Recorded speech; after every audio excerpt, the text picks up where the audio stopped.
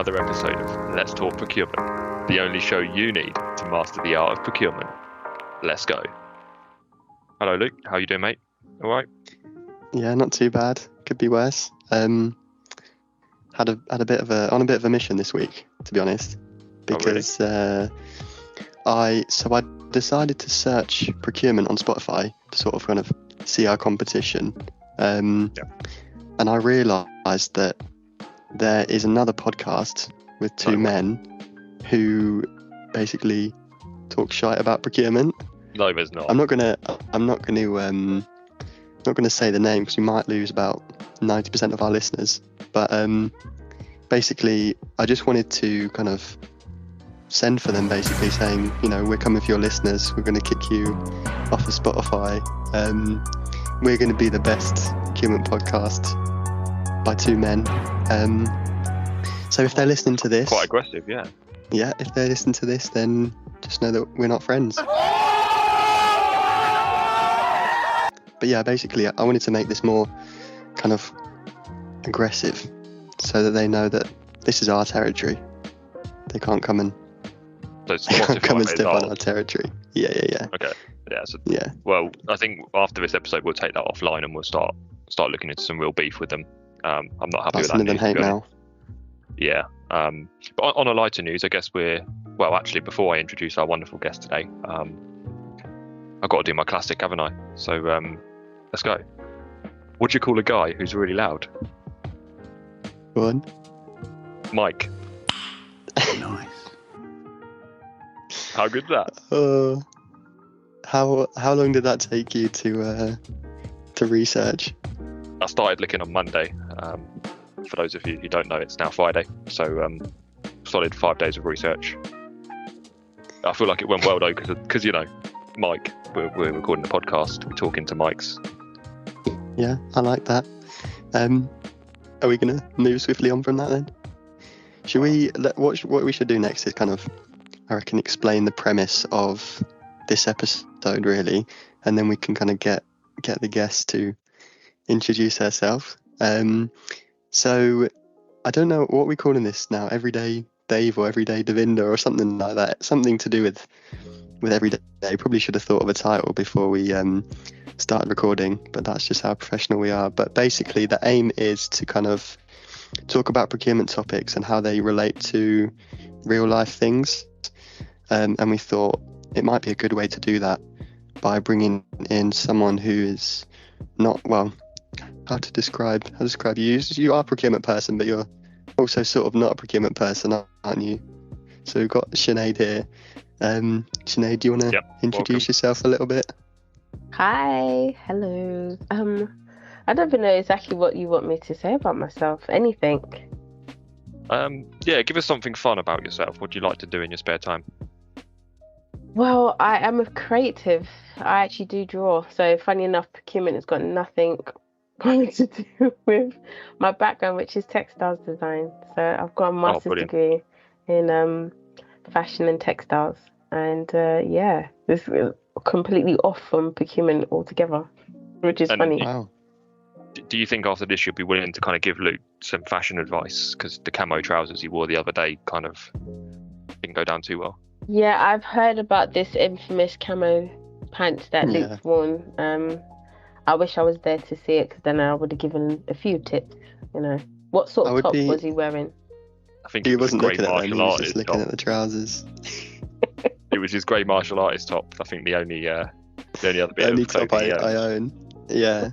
I think for me personally, if I could basically like wear the same clothes, like one different clothes for every week, that's probably not the right way to say it, but then I wouldn't have to think about what it looks like or anything. If I didn't have to do that, then I would just genuinely just wear the same thing every day. Like, I'm not really that fussed about, like, obviously 7 different items, but I'm not saying I'm going to go around stinking the whole place out every day, but just some days. So Sinead, obviously we don't go into specifics about, you know, where people work and all of that good stuff. We like to keep that protected. But what would you say your job role is? Operations. Operations. So Yeah. So I'm your go-to for anything that's sort of broken in the background. Sinead, I can't get this uploaded, or Sinead, I need this doing. I'm the person that you come to be like, this needs done, and I will try to see if I can get it done as quickly as possible. nice one. And have you got much experience working with procurement professionals? I guess outside of, well, just so you know, Luke, the other Luke is Luke 10, and I am Luke 1. Okay, Luke 10, Luke 1. Yeah, easy to remember, right? So yeah, outside of working or kind of meeting Luke 1 and Luke 10, have you kind of got much experience with procurement, and do you do it yourself? Outside of it, no. I've not had any experience doing procurement at all. Yeah, interestingly enough, I was sort of approached with the role because my background was operations, and they were like, yeah, I think you'd be great at doing it in the procurement field. So I was like, right, let's go for it. So yeah, now I'm part of the team. Fantastic. And I think that's where we were going with you as our first guest. So obviously, thank you for taking the time to chat shit with us. We appreciate that. And I think you're a perfect link between what we like to call everyday Dave, so someone who's got no involvement with procurement and kind of doesn't really understand what is going on, and we'll get some everyday Daves in eventually. But we've kind of got a not so everyday Sinead for this episode because we know you've got some understanding, but also you don't do procurement yourself, so there's kind of questions you might have and things that we can go into to kind of help people that maybe just don't understand or don't get familiar with procurement, understand a little bit more about what we do. Or what we don't do, actually. I think, so to kind of get to know Sinead a little bit more, what we've got some quick fire questions from Luke 10. So hopefully he's put some thought into these, and apologies in advance, Sinead. Well, I mean, I only have a couple because Luke 1 misplaced the questions. I'm going to drop him in it there. But I think to kind of show how professional and how focused we are and efficient, the first question I've got demonstrates that quite well. So, what animal do you think would be best in a procurement role, and why? What is that question? We can cut out the silence. If you want time to think, that's fine. We can cut the silence out. I'm trying to think, what animal? What's the first one that came to mind? It's quickfire. Elephant. Procurement. I don't mind that. Why an elephant? Why would an elephant be good at procurement? I don't know, just big and loud. Yeah, just rest. It's great at remembering a lot of things. So, yeah, elephant. I don't know why I thought elephant straight away. So yeah, the elephant. No, I really like that actually, because sometimes people don't know who their procurement person is, or they can't find their procurement person. But if it was an elephant, you wouldn't miss him. No, can't miss that one. I like that. I like that. I think that's a good answer. And then also, do you have a hidden talent that we should know about? Oh, I can play the drums very well. Oh, really? See, I never knew that. Yeah, I can play the drums quite good. So that is a hidden talent. You guys wouldn't know that anyway. I'm not going to bring a whole kit to the office. I'm sure that maybe one time you should. One time I should. Maybe a Christmas gig. I should do that for a little talent show. But yeah, I can play the drums quite well. That's really interesting, actually, because we like to stifle your creativity in operations in a procurement team. But actually, it sounds like you're into drawing, you're into fashion, and you're into drums, which actually makes you sound really interesting. So. No, I like that. I respect that, and that's far more interesting than I think either myself or referee would kind of pull out of our bag. For sure. Okay, so the last question is a classic that we've had on the podcast before. So all these ultra listeners that we have will know and will have their opinions. So, would you rather have a nose that sticks out 10 meters, or is 10 centimeters. Huge, mate. A nose that sticks out 10 centimeters, or a nose that not is 10 centimeters. 10 centimeters wide. 10 centimeters isn't even bad. Like that's sort of just like, certain people do live with a 10 centimeter. Yeah. knows. In either way, sometimes both ways. So I think it was a 10-incher, mate. Was it Just shy of a foot long. my measurements error then? I will probably say wide. I can't picture it. Imagine my side profile will be awful, but it will be awful front ways. But yeah, I'd rather have it wide. So I think what you got to remember is, though, if I'm looking at you face on, it would be like cheek to cheek. Your nose would literally be like almost touching your ears. Yeah. Yeah. But it's fine. It's alright. I can deal with that. I think I can't deal with it being profile. That is horrendous. I think everybody loves a profile pic. So, imagine having to do it from the side and you just see this. Yeah, absolute demon, and everyone would just know you as a Concorde. Yeah. Plain. Yeah. I'm head shark or something. Exactly. I don't know why that reminded me. Do you know where cows go on a Friday night? There we go. It's another joke, isn't it? They like to go to the movies. Wow. Can't even laugh at that one. No, That's good, isn't it? it was not too bad, but it's not great either. No, I appreciate that. That's the last episode we recorded. I dropped my daily joke and Luke was silent, and he actually lost connection, and it was like 5 minutes of silence for me, just sitting there waiting for something back. And I still didn't laugh even when I came back. So we've kind of rambled and done a bit of an introduction for probably about 10 minutes now. So should we get into the topic? What is the topic today? The topic today is understanding needs. Understanding needs is part of the procurement cycle. The procurement cycle is something that our kind of like exam body came up with to sort of demonstrate that we don't just buy things. There's a lot of other things that go into procurement. So understanding needs is the first step, obviously. And there's a lot of kind of things that go into it, but we sort of wanted to try and talk about it in kind of an everyday perspective. Is that right? Yeah, I think that's right. So the procurement cycles, I think, well, every time I look it up, there's a couple more stages added. But typically it's from identifying something that you want to be buying or you might need to buy. And then you go all the way through the process till it's actually the end of life of that item. So think of it as though you identify a need, but then, so for example, you're in textiles, you might actually be better off making a new jumper than buying one. It might be cheaper for you to buy a little bit of wool and make it yourself. So you do a little make versus buy assessment. If not, you might decide which supplier you're going to, and you kind of follow through the cycle, right, all the way till you've got to dispose of that poor jumper. Are you gonna chuck it in the bin? Are you gonna recycle it? Are you gonna sell it on a certain platform to get some money back? So yeah, it's kind of that whole aspect, and procurement in an ideal world should be covering every single stage of the procurement cycle. So yeah, understanding needs goes to probably the very first or second stage of the cycle, which is, what do we need? What do we need, Sinead? That is the $1 million question. Now, in our work environment, we often see techies and I guess senior stakeholders coming at us and saying we absolutely 110% need this. That we need X, Y, Z. We need this software. It's incredible. It's brand new. It's state of the art. Don't care how much it costs. And then when we ask them, well, what do you need it for? And you start to strip back, well, why do you need it?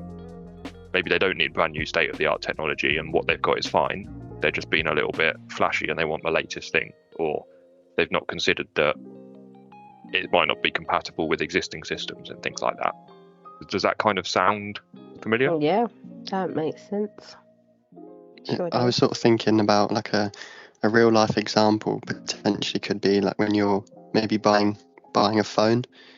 Do you need like 17 million times zoom, or do you just need to take a couple of selfies and upload them to Instagram or something? So it's about kind of before you just drop my pen. What was I saying? No, we're just talking about phones. So, I mean, Sinead, do you have a phone? I do. The And do you know iPhone. much about it? Convenient. iPhone Do I 12? not Pro Max? See, that she just flexed on us hard there. No, should I tell you why? I used to work for Apple, so Oh. I got a little bit of tech knowledge on. Have you? So you can Yeah. educate us here. No, brilliant. So how many megapixels is your camera? Oh, at the moment, it's not the best. It's better than let me go into settings because I actually don't know. So see, L10, this is prime example of this, because she bought a phone. She don't even know what the megapixels are. She probably paid more to get the Pro You need Max, it, which yeah. is extra meg. Actually, no. It's funny enough. I got the Pro Max because I initially had an iPhone 10 and it was the smaller version of it. So I was like, yeah, let me see what the Pro Max is about. And having the Pro Max is literally, I know people are like, oh, it's too big, but I think it's incredible. I can type with one hand with it and do whatever I need to do with it. So yeah, I think it's a brilliant phone. Don't know the megapixels for the camera, but you know. Sure you're. Well, did you get a discount when you bought it? No, I didn't. This is a way after I left. I left in 2018. Yeah. So you've gone for basically state of the art, top brand new phone. Well, I wouldn't go for Android. No disrespect to Android Oh. users. Android is our sponsor. Can't be slating them like that. Literally just slated our sponsor. I'll have to cancel now. Scrap this episode. No Can't believe it. disrespect to Android users. I just can't get my head. Like, if you gave me a Samsung, I'll be like this. How in the world do I start to take? Like, it just looks like a foreign space to me. It's so weird. So Go on. I was going to say, so if you had the opportunity to save a few grand Mm. over the course of the contract, Mm. but you had to move to a Samsung or an even more unknown brand like a Xiaomi or a Huawei, would you do it? I would do it to save money, but you know, reluctantly, I'll be like, I want something. It's all about having the newest flashy thing. You know, anything that's flashy and nice and trending. Is that what it's all about? Yeah. It's all Do you about think- that. It's basically what it is. So, but this is where procurement come in and then rain on your parade, right? So Yeah. to be honest, I get it for your personal life, like 100%. Like, you know, you see blokes going to Turkey to get their new hair all the time. Like, you've got to just look the part, right? Mhm. But if you're spending company money, slightly different. Mm. And my work phone certainly isn't the iPhone 25 Pro Max Super Mega Turbo. I think it's an SE or something like that, and it's pretty clunky. Do you think that if you was to say you didn't know anything about kind of phones or what was coming, are we pausing? No, carry on. Right, where was I? So let's say, for example, you kind of had a list of things you wanted to get out of your phone. What would you put on the list? Like, obviously you want to be able to call people, text people, probably want internet on there, social media. Anything else, like camera wise or battery life? Camera, battery life, the ability to. It's crazy because I've got a laptop, a personal laptop as well, but I always find it hilariously funny that a lot of people use their phones for pretty much everything. So whatever my laptop can do, I want my phone to be able to do. That's pretty much the reason why a lot of people have their phones, not necessarily using their laptops as much. It's just the Yeah. fact that it's convenient. So do you think if you kind of came up with that list and you got a phone that was as close to that list as possible, do you think you would come out as in, so let's say you wanted a phone that was, I don't know, a certain number of centimeters wide and tall, and then you also wanted it to have this much memory and have this much I don't know, pixels in the camera, would you come out with the newest, the flashiest iPhone, or do you think there would be something kind of mid-range that you would go for? Or do you just have expensive taste? I'll probably say it's not down to expensive tech, because even though I got a 12 Pro Max, I wouldn't get the 15. And that's just the reason being is with Apple, unfortunately, the phones don't really change as much. So there's not much massive difference between a newer phone to my phone. It may be the camera's a little bit better, faster, better battery. So I would just stick to what I've got. So to answer your question, I wouldn't necessarily get the newest, flashiest thing. I would just stick to what is convenient. To be honest, I only got the 12 Pro Max, guys, because it was bigger. I think that's kind of towards what we were trying to kind of highlight, though, in terms of procurement, is we kind of come in and we help people write a list of requirements, and then we try and get as close to that. Because say I don't know, someone didn't, they wanted a phone that could do everything, but they didn't need a camera for anything. If we then buy a phone with a camera, then that is completely wasted. And we've spent more to buy the camera. We could have saved the money on the camera and just not had it. So in terms of kind of trying to apply procurement stuff to real life, I thought maybe there's kind of like a exercise that someone could do if they were buying a phone, write down everything they wanted to do, make basically a statement of requirements, and then do the research based off that. My granddad almost did a statement of requirements when he was looking for a mobile phone, and it was, can he make calls from it? And that was it. Like that. I kind of chucked a couple of extra requirements in for him. So are the buttons big enough for his fingers to actually press? And will he be able to see the screen? And then we went to a well-known supermarket and we bought what was effectively just, I think it was £10, his mobile. And it was like so bog standard. But I mean, if we'd have got him a Pro Max 12 mega, he wouldn't be using any of it. So I kind of want to take that and then look at, perhaps, let's imagine that we've got a requirement, and we'll use Sinead to kind of see what she does. Okay, so Sinead, let's imagine you've just moved to a new town, Scunthorpe. Just off the top of my head, doesn't sound very nice to sit. You're talking about them last time. Yeah, you pick whatever town you like. You just move there, and you're into your fitness, and you wanna go and find a new place to work out. What would sort of your requirements be? How far the gym is, that is very much important. Requirements of the gym, good equipment, very important. Yep. The environment as well. I'm more based on how the gym feels. If the people are really nice, or if it's got a good environment, gym lifestyle. How would you work that out? Would you do like a I'll do a day pass. Yeah, I'll go there, see how it is for maybe a day or two. Funny enough, I've recently done that in a gym in. Oh, can I say places? Well, all the fanboys are going to be. Go to. Yeah. we'll beep it out. We'll get someone to beep it. I've recently done one in a gym recently, so I've gone through to see where it is and how it is and everything. Really nice gym, but it's a lot of meatheads, so it's interesting because the gym is very much dominated for men at times. So when you go into places like that, it can be quite intimidating, where you're like seeing a lot of like big bodybuilders and a lot of grunting. So I was just like, oh, this is not for me.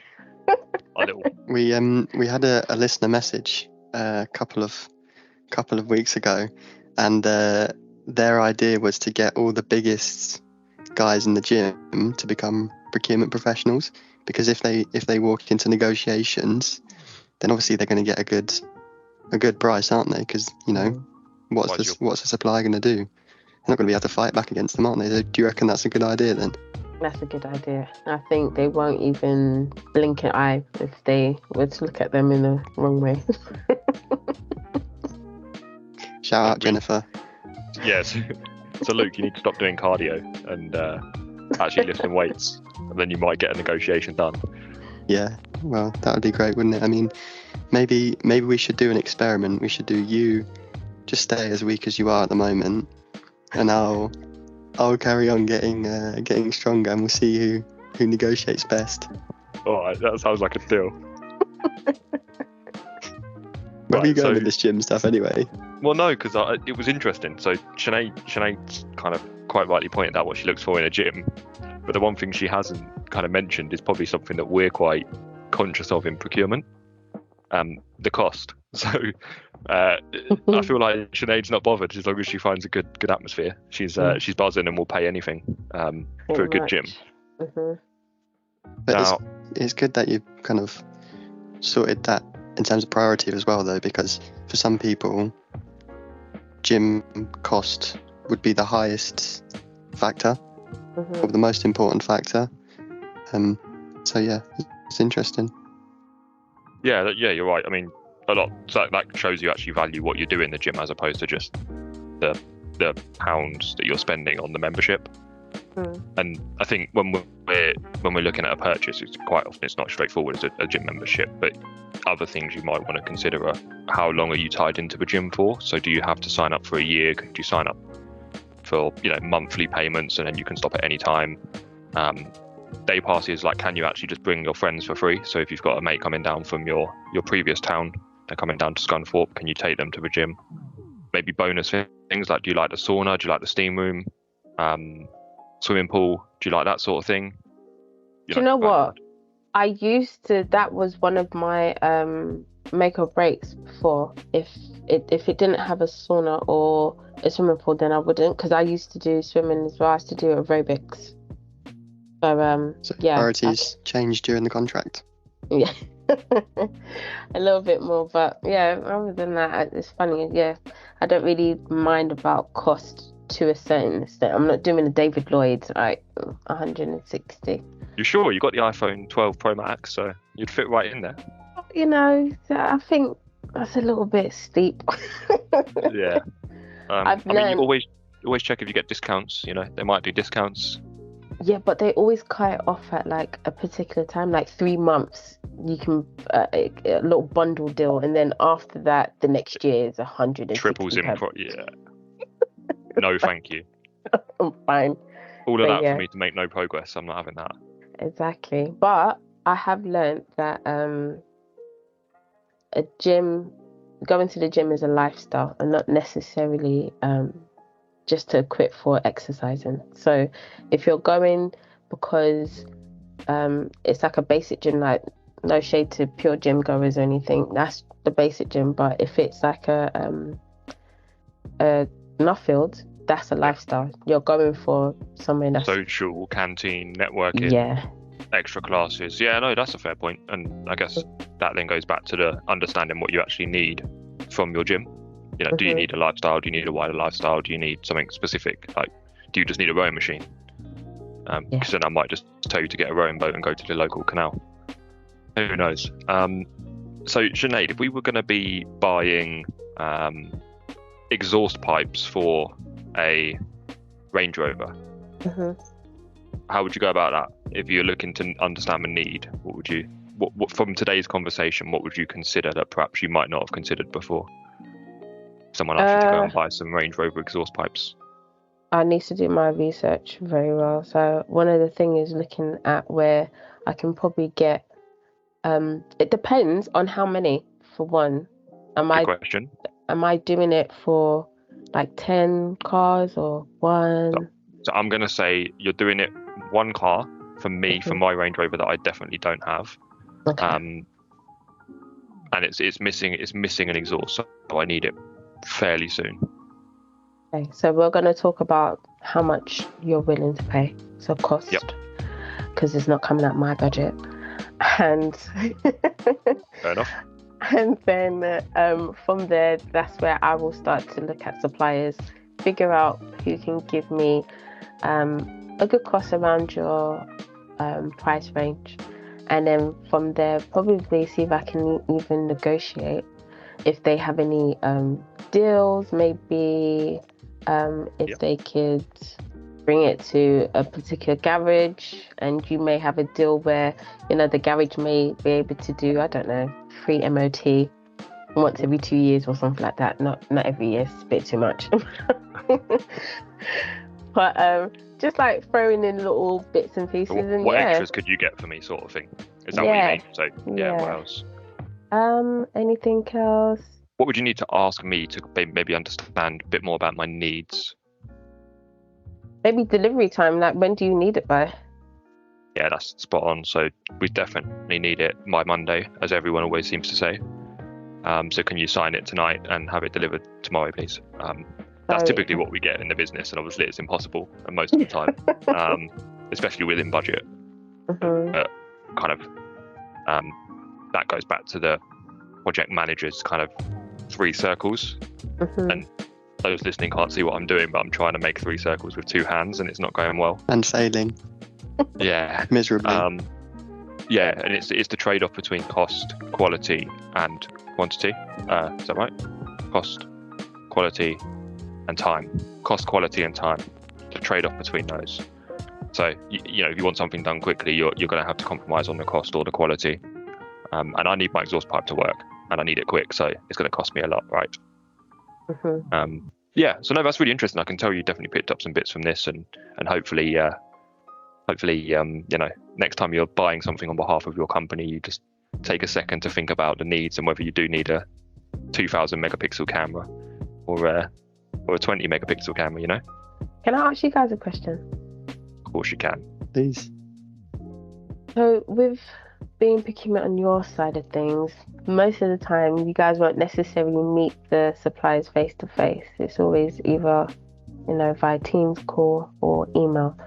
Now, with your tone of voice, because you guys were talking about, imagine if you've got bodybuilders, do you guys have to have a certain tone when you speak to particular suppliers? And if that is the case, how would you be able to do that? What does it sound like? I think so. I go first because I've probably got less ideas on this. So before Luke one takes my idea, I think for me one thing that's quite big is around understanding who you're talking to and their communication style. If it's just someone who doesn't really like the company, then can we just make it quick and, you know, send an email saying, can you buy this? Whereas if it's someone else who wants to have a full conversation about the product and how it can be used, then maybe you'd entertain a bit more of a conversation and kind of talk to them more, because then you might be able to leverage more deals later down the line. If their company thinks that they've gone in and they've got a way to make more money, then they might give you a lower initial price. But that was kind of what came up into my mind first. No, it's funny actually. That was one of my points, but obviously you got there first with your limited experience, quote unquote. What I would say is it's more a reflection of you in some instances, right? So when you've had a bit of a shit morning and your commute to work's been quite long and you bit grumps, that actually reflects in your voice and your body language. You know, whether that's remote or in person, it reflects on kind of how you're delivering the message. And you know, people say, "Oh, how are you doing?" Your natural response will change based on how your morning started and things like that. And just being conscious of that and how that might impact the other person on the other side of the line can actually make a massive difference. For me, if I'm talking externally, I quite often take that mentality where I just want to ask the other person how they're doing and perhaps mirror them to a degree. So, you know, if they're grumps about the weather, then oh my god, it's been raining here too, right? If they're looking forward to a holiday, I'll say, where are you going? What you know, try and find that little common ground, that little interest, and that commonality and that sort of bit of mirroring that you do, it helps to build the relationship, and that can be a positive or a negative. But as far as vocal tones, more often than not, you want to try and maintain a positive and friendly approach, kind of like you've done with us today, right? You could have quite easily got annoyed with us with our stupid questions and where we're going, but you've kind of maintained a positive voice. There's very, very few instances where you probably need to take a bit more of a harsh or serious or kind of agitated approach.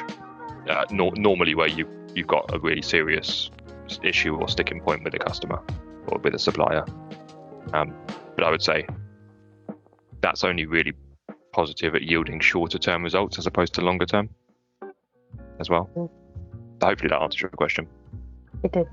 And can I say that is the best question that's been asked on this Brilliant podcast, question. and it's not been asked by either of us in the 10 episodes we've already recorded. So the best content's come from outside of us too. So I think that shows that we've got a lot of work to do.